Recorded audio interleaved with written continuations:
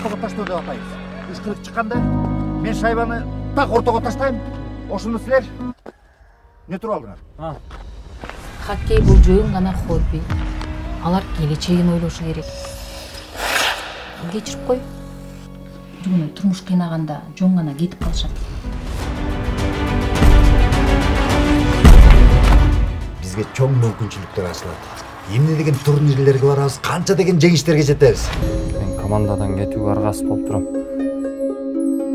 Биз да кетишибиз керек болуп атат. Хватит.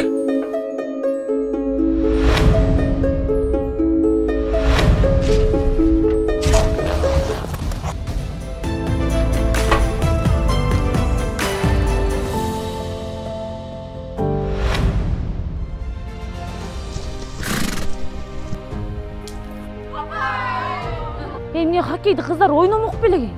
Эмне хоккейди эркектер эле ойнош керек экен. Түшүнсөңүз, балдар гана ойношот. Кыздар адамдар эмеспи? Балдардын келечеги деп биз да аракет кылып жүрөбүз да. Жардам бере албайм. Акмак! Сага ишенип балдарыңызды тапшырсак, сен кылмысың я.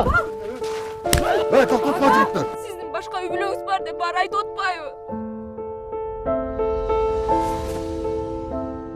Жакшылап даярдансак, чет өлкөгө биринчи кыздар командасы болуп барабыз.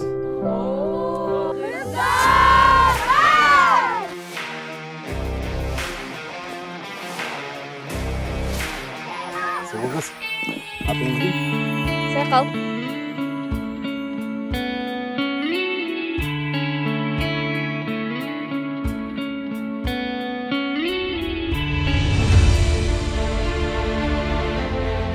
Кыздар, хоккей кандай ойнолот экенин көрсөтөлү?